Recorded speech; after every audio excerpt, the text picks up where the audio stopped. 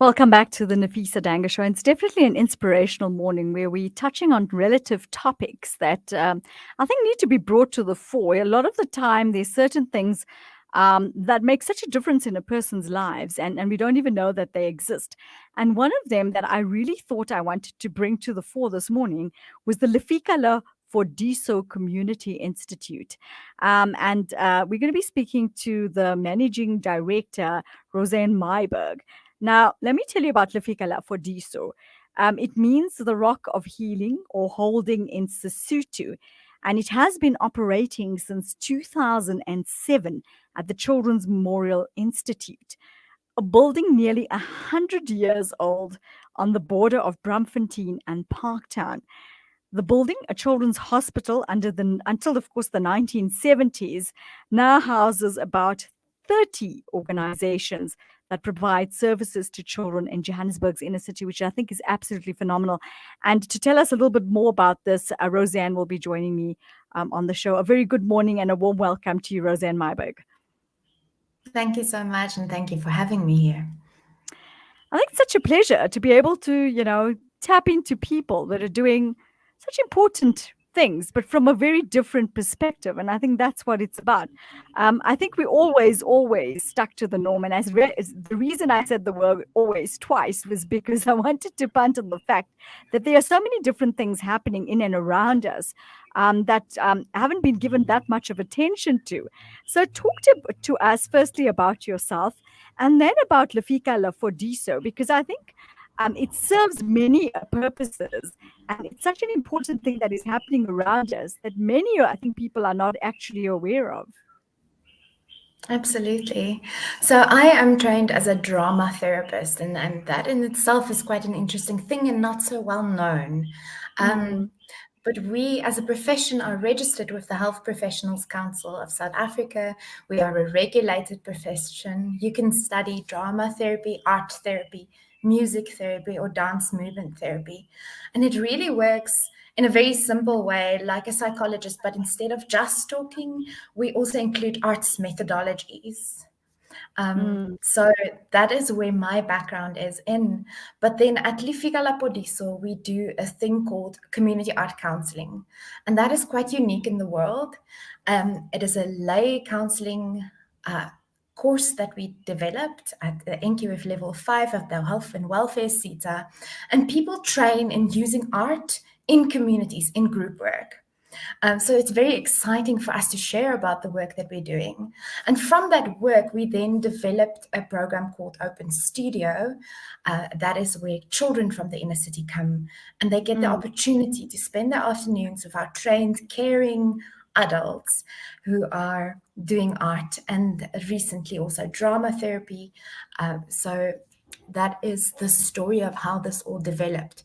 The organization is 27 years old, so I think it is high time that people know about it. You are very right. Yes. And I think what's interesting is, being there for 27 years, this is the first time that I think we've heard about it. So it's so nice to be able to have this chat with you this morning, to be able to, make our listeners understand that there's a need for this. A lot of people don't understand, should we say, the connotation and the importances of drama therapy, speech therapy. It's a very different approach to helping people out. And I think a lot of the times people think, oh, drama, speech, yeah, big deal.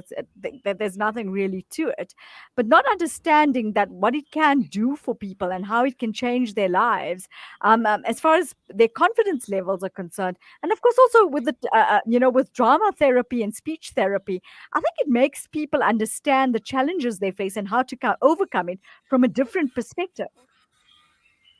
Absolutely. And, I always say the arts is quite an evocative thing. I don't believe there's something like just doing art or just doing drama. You get to tap into something inside yourself that you don't necessarily know, and it's happening. And when we train people as art therapists or as community art counselors, we are teaching them how to hold this safely. So how to give people a safe space to explore what is happening inside and what you can tap in your own unconscious. So that is And why it is a special And I also think, language. Rozanne, what makes it so interesting is, especially with the art part of it. I mean, is I've read so many a times that, if you're feeling down or if there's something that you're facing in the form of a challenge, the better way to deal with it is to start writing it down. And so that makes you tap into your feelings and your emotions and try to ride into a better space.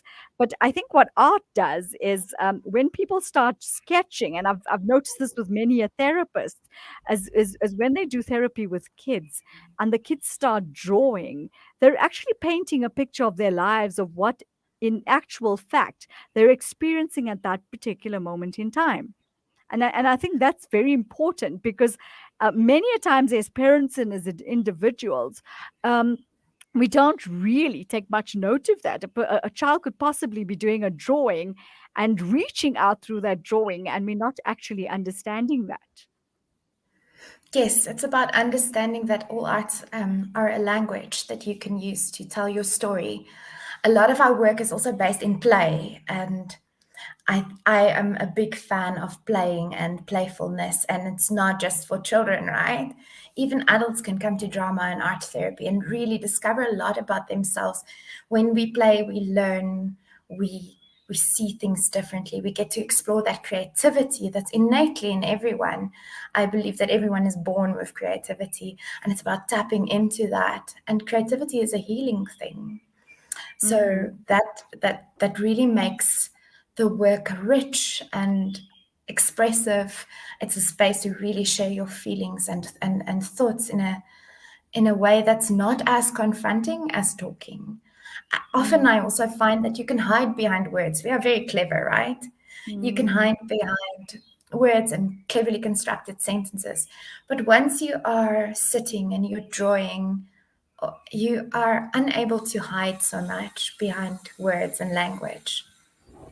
I so agree with you because many a times you see people having this huge smile on their faces and they're looking as normal as possible. But I think deep down inside, we're not actually realizing the experience they're experiencing. And through art, this is how you can actually tap in to, should we say, a version of bettering the type of way you feel and coming to terms with it and overcoming that challenge that way. Absolutely. Yeah. So It is so also, explain to me how I want you to paint me this picture because I find it very interesting. Is what have your experiences been like watching people walk in initially? And then going through this, should we say, either drama or art therapy and seeing the differences. Paint us the picture of the adventure that these people go on and how they actually come out being better people, determining the situations that they were in and how they could change it. yeah, sure. I think a lot of people walk in, especially adults, with the sense of art that you did in school and you get marks for it, and you have to be an artist to be able to do this.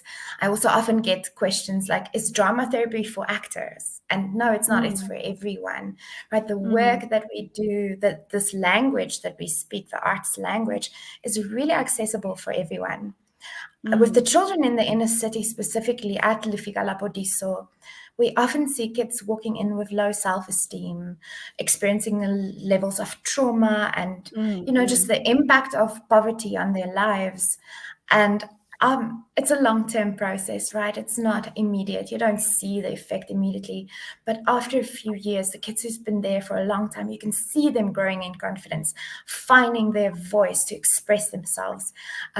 We've got this beautiful example of a young boy who's really determined now to become a writer because he joined our program called Uhambo, which is a literacy and arts program where we use arts-based methods to teach literacy. And I'm using teach mhm, very lightly because we don't set out as teachers, we set out as counselors.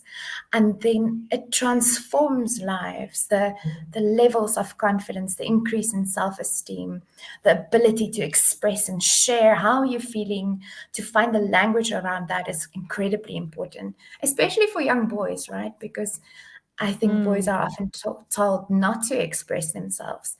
So if you can find this languaging and this way of really speaking about what's going on for you, I think it makes an incredible difference.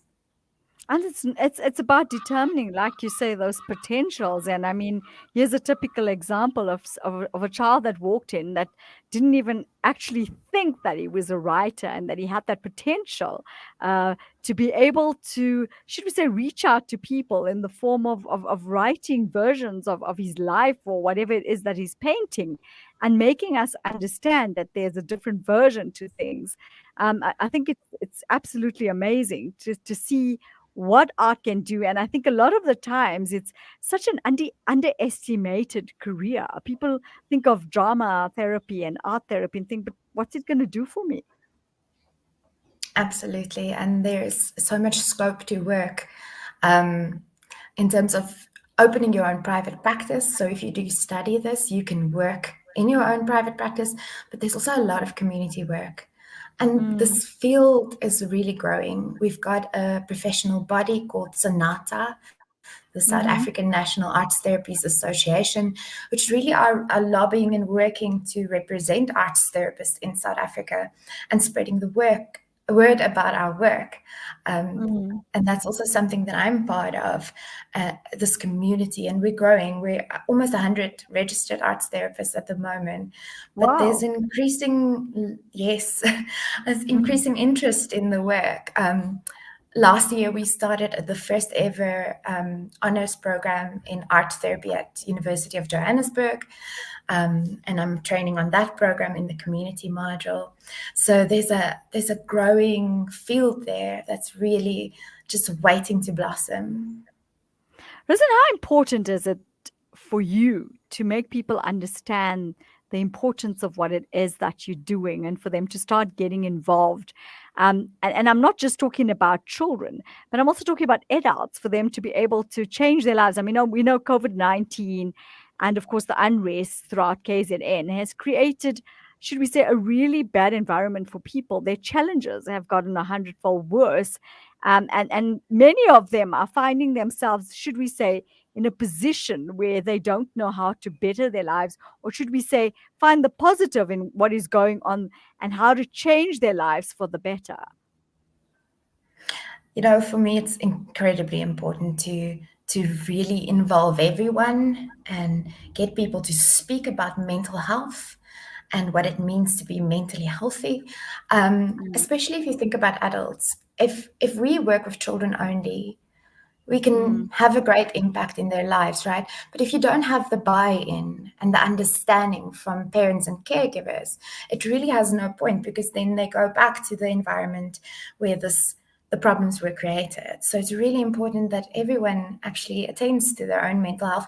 And it doesn't really matter to me what way you find to do that, in any form of therapy, support groups. There are so many options for people to really invest in themselves. And definitely, you are so right that COVID had a massive impact. And I don't think it is because of COVID. I think COVID highlighted the underlying mm, challenges that we have. I often say to students and interns who joins us at Lefika, that all our work is trauma-based work, because we live in mm, a mm. traumatized society with high levels of crime, high levels of poverty. But also, this thing that is often overlooked is the intergenerational trauma, the trauma that we inherited. Um, and that needs to be addressed. So I'm very passionate I about agree. speaking I so agree about with all you of there. this.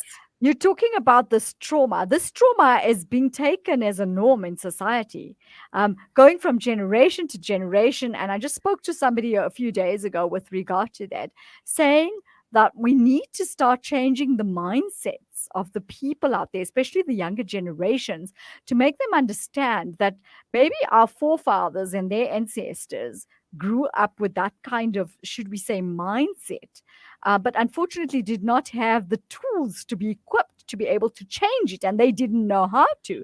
But I think now's the time to take true advantage of the situations that that people are in, and telling themselves that there are the tools, the equipment is there, is having to grab that opportunity and change your life for the better, but also change your mindset. I like the idea that you brought up the positivity, because the thing is, our mindset is the most important thing right now.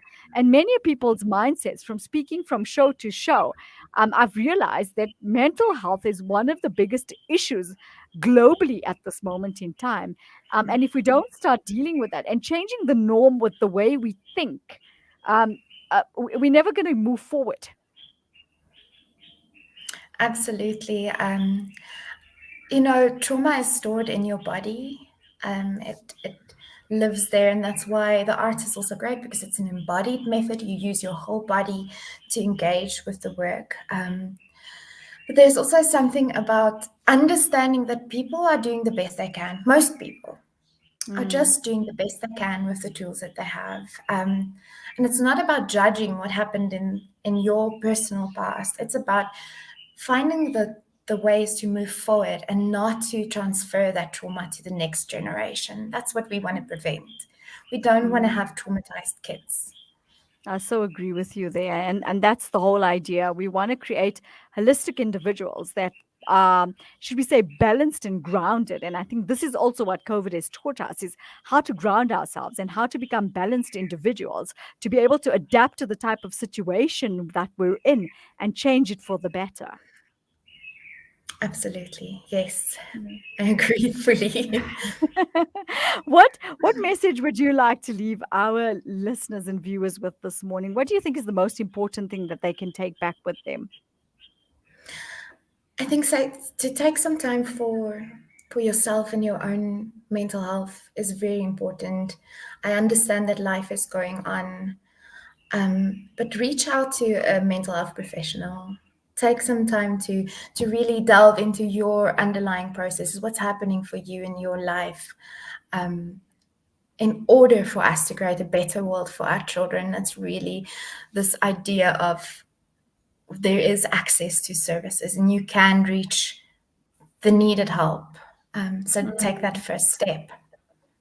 And it's all about giving back, and that's what Lefika does. Is it grows people. It, should we say, nurtures them into those holistic beings that can go out there with a better vision and a better clarification of what it is that they want and what types of individuals they want to actually turn themselves into.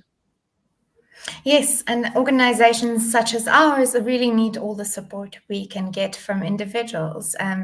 As much as we are offering support, we are also dependent on the generosity of funders and donors, people giving their time, their energy, their love to the organization. And we have a big community of support around us, of people who just want to give back. And that's something that I'm truly grateful for, is to also see the beauty in humans, and how much they are willing to support. Yeah, and I think we've learned that the word is Ubuntu, is getting together and helping each other by creating those support structures. How would people be able to get a hold of you if they'd like to actually join you in wanting to make differences through arts and culture? So we are on the internet. We're on Facebook and on Twitter. You can follow Lefika La Phodiso there. And we also have a website, lefikalapodiso.co.za. So all our contact details are on there if you wish to get in touch with us. We would And before, greatly be happy to receive all visitors and people supporting us. most definitely, with such a phenomenal project, I think it's important for people to start getting involved in a different perspective. But before we go, what was the story that stood out for you the most? The story in our work that stood out the most. I've got so many examples, but something happened last week that made me very excited. We have a group of teenagers called the Volunteens. They are really helping in the programs and taking some ownership. And we had a big fight between the group of teenagers last week, and I was debriefing with them, trying to find out what's going on. And one of the boys in the group said, "You know what? Men also have feelings and we can also get hurt." And it was such a beautiful moment of owning, your own vulnerability. And I felt like that really shows the impact of the work, that we can now say that, and we're changing I guess, the minds around the patriarchy and what it means to be a man. And And for me, also that I was one think of the. one of the most important things that showed to me was that you're opening up the channels of communication.